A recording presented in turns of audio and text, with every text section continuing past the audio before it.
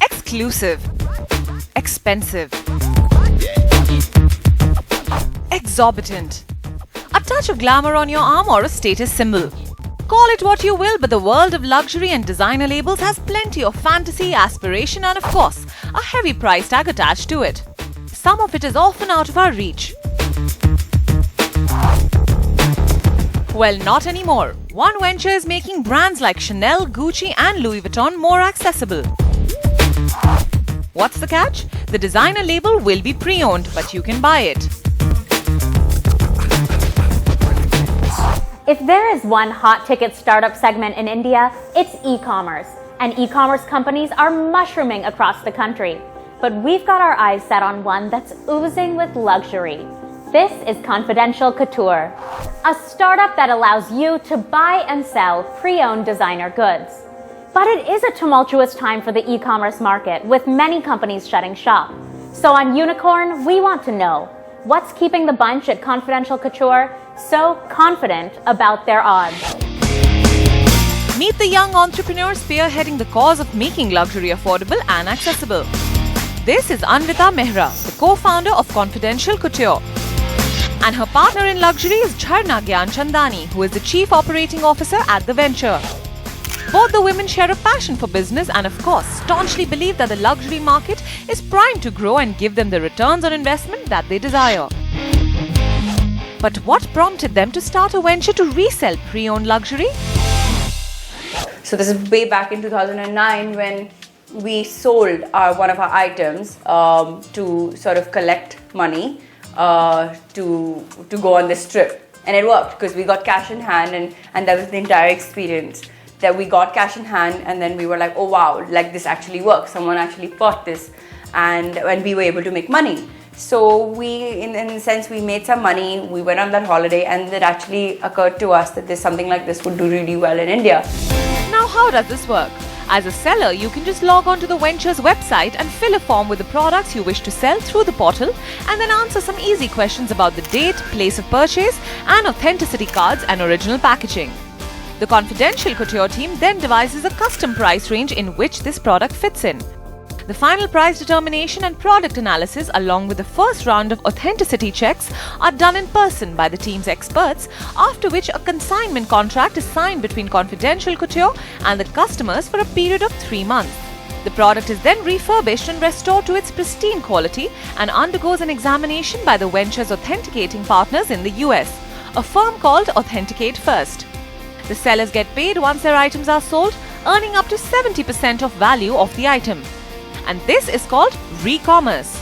So what's the aim of this startup? People from all walks of life, people from all over the country, whether you're in a tier 2, tier 3, whether you're in a metro, you're a college student, you could be anybody.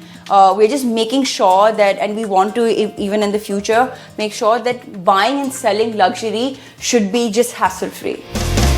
Gauging from its website and the inner workings of the venture, the team categorizes all the products under never been used, gently used and fairly used. This gives buyers a realistic impression of the product along with a detailed list of the use in the descriptions. The team understands that the luxury market rides strongly on customer experience and a buyer's touch with luxury must be effortless and indulgent. The target market of this venture comprises both buyers and sellers, with young women between the ages of 17 to 50 years making up the buyer's profile. The sellers, on the other hand, are usually women between the age groups of 30 to 60 years. I think a breakthrough came because of simultaneous campaigns. We started doing private viewings. So before, if someone was even slightly interested, we would offer to send the product over for someone to examine it. We offer 100% money back guarantee if something is fake. So we were taking care of the areas where people felt, they were not sure or iffy about. So I see, we're not limited. That's what I see us as. Like, we are in fact breaking limitations of just of these brands just being affordable to the rich or the extremely rich. Well, this bootstrap startup seems to be doing pretty well now, and the website has gathered around 2 million page views. The founders have shipped around 600 orders in the last 1 year, and their venture is growing by 20% month on month. But here is what we want to know. What is the scale and scope for a re-commerce startup like Confidential Couture? Does India serve as a lucrative market for the pre-owned luxury segment? Confidential Couture is both a money maker and a money saver. How does that work? Right, so we have two aspects of the business. So one is the buying side and one is the selling side. So as a buyer, you are a money saver, and as a seller, you're a money maker because you sell your pre-owned items and get cash for it. What is your revenue model? So we basically give you a definite price on the selling side, and then the buyer has the final price and we make the margin in between. So it's a complete commission model. Do you think that India is a good market for pre-owned luxury items? I guess awareness, exposure, all of these add to our existing pre-owned segment, because in a sense luxury has become a lot of people understand luxury now, as I would say, so it's obviously a better market for us. What do you think is the scale and scope of this re-commerce market? Right, so I think we're here to stay for sure, broadly because we make luxury accessible to a larger spectrum of people. So we're in a sense to the aspirational youth, people who never thought they could afford luxury, the middle class. We see people emerging out of those classes and purchasing from us. Is there some idea or skill that you've incorporated into Confidential Couture that's made a big difference for the startup? It's actually a very difficult concept for people to understand, especially back when we started.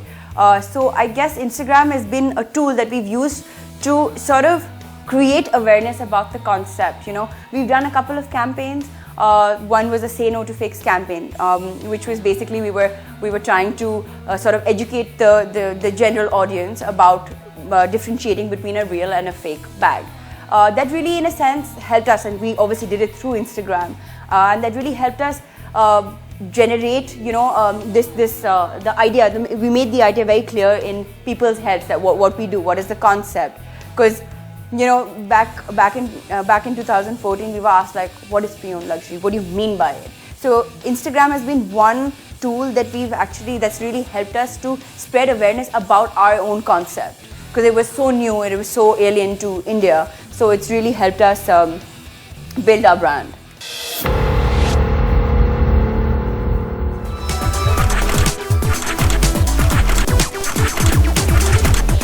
So this Louis Vuitton bag is usually 66,000 rupees, but on Confidential Couture, you can get it for 30,000, which, even if that's still pricey, it's a much more accessible cost.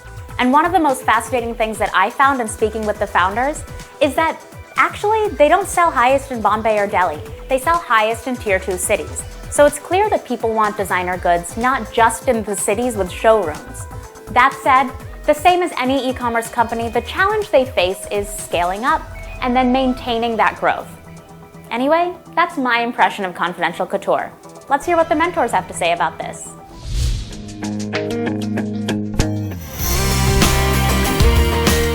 Meet Raman Roy, co-founder of the Indian Angel Network. He's also the chairman and managing director of Quattro Global Services, a leading knowledge process outsourcing company.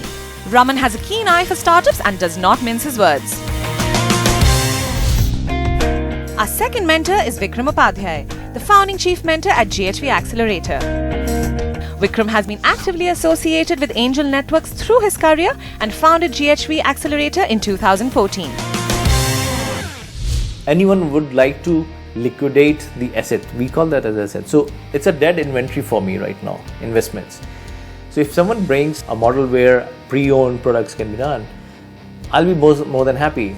There are people who won't mind to have it at a discounted price, but then it has to be not a nominal, it has to be a substantial discount going to it. I think one big challenge they will have is the footprint of this.